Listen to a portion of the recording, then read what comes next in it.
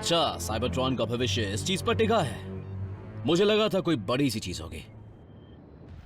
पकड़े रहना।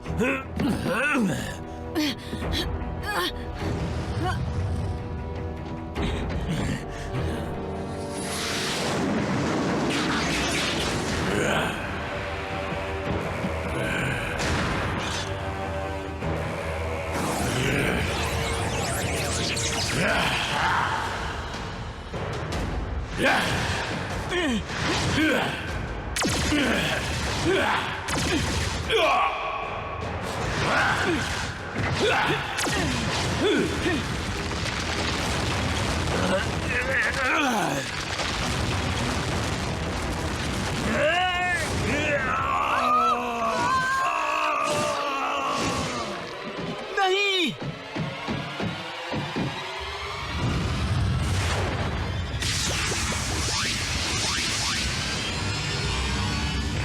प्राइम के गुलाम, अब तुम भी अपने दोस्तों के पास जाओगे।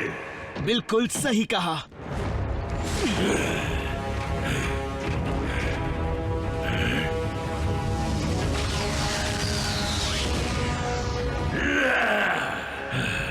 मैं कमजोर हो गया हूं,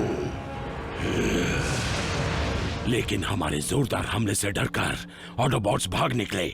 उन्हें डर था हम उन्हें खत्म कर देंगे। मुझे इन छोटे मोटे मोहरों से नहीं जीतना, खासकर जब वो खत्म नहीं हुए। सिर्फ डरे हो ये कोई कामयाबी नहीं है।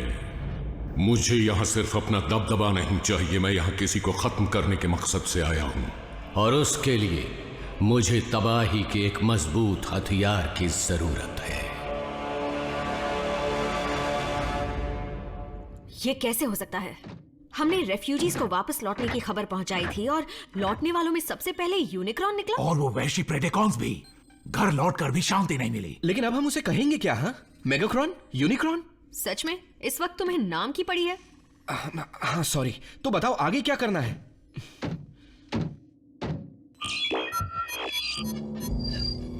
अब तक यूनिक्रॉन अपने असली रूप में नहीं आ पाया है, लेकिन फिर भी शक्तिशाली है और इसीलिए उसे हराने का सवाल ही नहीं उठता।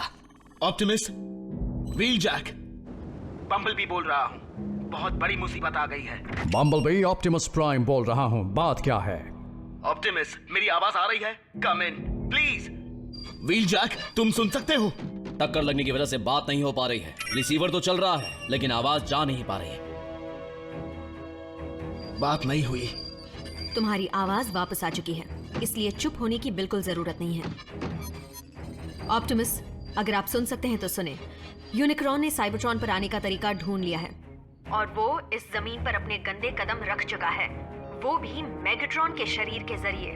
व्हीलजैक, इस बात का ख्याल रहे कि लाइट स्पीड ड्राइव अब भी चल रही हो। अब क्या करें? मतलब ऑप्टिमस को यह संदेश मिल जाए, इसकी उम्मीद करने के अलावा। मैं समझ गई यूनिक्रॉन क्यों आया है।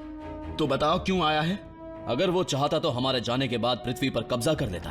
फिर वो साइबरट्रॉन क्यों आया? यहाँ आने का सिर्फ एक ही मकसद हो सकता है, अपने जानी दुश्मन को मिटाने के लिए, यानी प्राइमस। लेकिन वो तो हमारे ग्रह की नींव है। ये गलत है। हमें और कितनी बार दुनिया को बचाना होगा? अपने ही घर को बचाने के लिए कब तक लड़ते रहेंगे? बात कड़वी है, पर बनाने और बिगाड़ने के बीच की इस जंग का खत्म होना मुश्किल है। और इन दोनों चीजों को अलग करने वाली लकीर खींची गई थी ठीक साइबरट्रॉन के दिल की धड़कन, उसके स्पार्क से। अच्छाई और बुराई, सही और गलत, एक विजेता एक हारा हुआ। दोनों ही अपनी अलग दुनियाओं के कोर यानी नींव के रचयिता हैं, साइबरट्रॉन और पृथ्वी। और अब बुराई का साया वापस हमारी दुनिया पर मंडरा रहा है।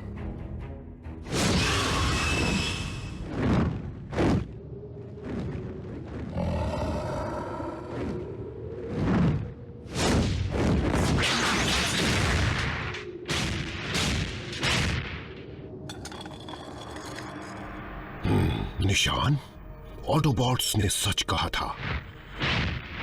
और भी प्रेडाकॉन्स मौजूद हैं। लगता है उन्होंने यहीं से उड़ान भरी होगी।